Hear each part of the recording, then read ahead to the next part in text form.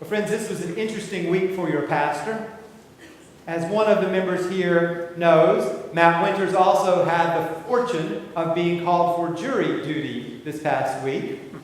Although he did not get as far as I did, I was almost impaneled. As a matter of fact, I was impaneled. I was juror number 1 on a case that you saw in the paper on Friday was settled out of court, a civil case between a local neurosurgeon and Moses Cone Hospital and a deceased estate of the family.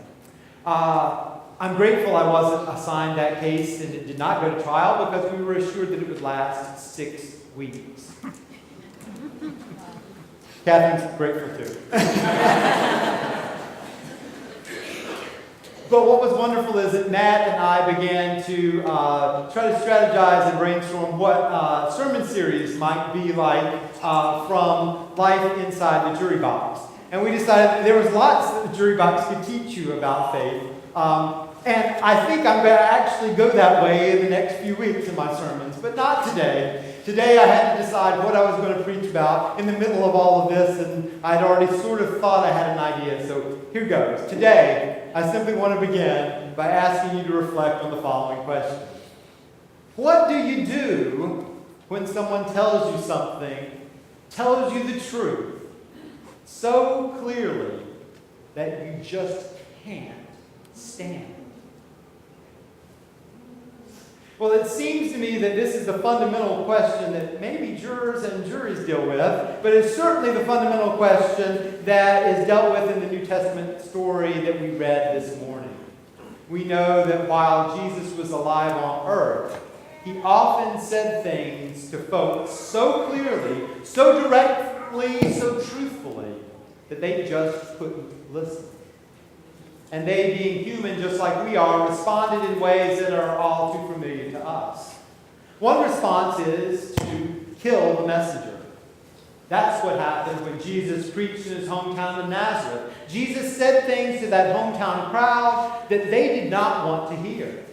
And they chased Jesus out of town, and they tried to throw Jesus off of a cliff. No messenger, no message, no problem. Well, another way, if you don't have a stomach for killing the messenger, that folks in biblical times on used to respond to a message, an inconvenient truth that they don't want to hear, is to leave.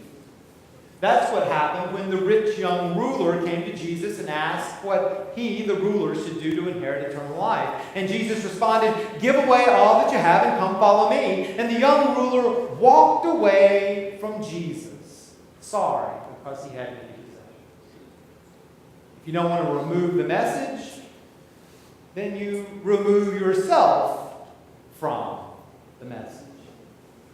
But there does seem to me to be one final way to deal with a message that you don't like and that you would rather not hear. And that is to simply ignore it. And that, my friends, seems to be what is going on in the Bible story today. Peter doesn't try to kill the resurrected Christ. It's sort of hard to kill someone who has already died before anyway. Nor does Peter just walk away from Jesus. Now, what Peter does is that he sticks right there on the beach with Jesus and the 6 other disciples, but Peter simply daydreams or checks his smartphone during Jesus' after breakfast sermon. Peter simply ignores Jesus' message. Well, as I read the gospel lesson from John for this morning, it hit me like a ton of bricks. Peter and I suspect that many of us too are rather good at ignoring listening to the truth, because we know that the truth will cause us to change the way that we live and work and act and behave. So think about it. Isn't that exactly what's going on in the story? It's been at least a week, probably several, since Easter morning. Jesus is resurrected. Jesus has met with his disciples. Jesus has even convinced doubting Thomas that he's alive and well. Jesus has done so many signs since his resurrection that John says that he doesn't even have room in the gospel to record all of them. And yet here are Peter, Thomas, Nathanael, James, John, and 2 other unnamed disciples, and are they joyously out and about the countryside, spreading good news about Jesus' resurrection? Are they proclaiming and performing miracles in Jesus' name? Are they teaching and preaching and leading and caring for the crowds who follow Jesus? Absolutely not. Peter and the other disciples have gone back to life as usual. Life like it was before Jesus had ever called them to follow. Peter and the other disciples have gone back to life as fishermen, fishing not for people as Jesus had told them to, but fishing for plain old swim-in-the-water fish. You see, it seems to me that Peter and the others, the resurrected Jesus notwithstanding, just didn't feel that they were up for the task of life in Jesus' name. All of them knew that they were weak. They had all abandoned Jesus. They had stopped following him when he was arrested, tried, convicted, tortured, and killed. They had all promised to follow Jesus through thick and thin. And Peter, Simon Peter, had even boasted that even if everyone else denied Jesus, he, Super Simon, would never, ever deny Jesus. And before the next morning, Simon Peter had denied Jesus not once, not twice, but 3 times. All of them had doubts. All of them despaired. All of them had had their faith put to the test. All of them had come out with less than passing grades. Following Jesus, even a resurrected Jesus, was just too hard. It was too much. Better to put it all behind and get back to life before. Life as usual. And so these professional fishermen get back to what they know best. They get back to fishing. And in the midst of the daily grind, Jesus meets them. And the disciples are happy. They're glad. They feel the warmth, the love, the power of God in Jesus the Christ. All is well at the seaside reunion. That is until Jesus opens his mouth. And Jesus asks Peter, Simon, son of John, do you love me? Peter says, yes, Lord, you know that I love you.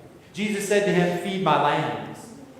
Well, I can just imagine, though John is perhaps too polite to record it, that Peter, upon hearing Jesus' demand to stop fishing for fish, to get working on people, and to resume Jesus on ministry right where he left off, I can just imagine that Peter broke out his smartphone and started to check the latest Facebook status of updates of his friends.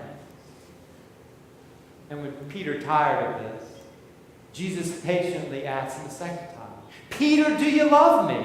Yes, Lord, you know that I love you. Jesus said to him, tend my sheep. And once again, at this dreaded news, I can imagine that Peter daydreamed about the day that he would be in control of a whole fleet of fishing boats on the Sea of Galilee and retire fat, rich, and happy. And so Jesus, seeing Peter's vacant, far away look, waits out Peter's daydream fantasy. And then for a third time, just to make sure that the message has gotten home, Jesus says, Peter, do you love me? Lord, you know everything. You know that I love you. Jesus said to him, feed my sheep. Well, Peter, I have a sneaking suspicion, didn't want to hear what Jesus had to say to him about God's plan for his life. After all, Jesus asked the same question of Peter 3 times, and Peter gives the same answer 3 times. And Jesus charges Peter to do the same thing using almost exactly the same words 3 times. Why else would there be all this repetition if Peter wasn't trying his hardest to ignore what the living, resurrected Lord was telling him to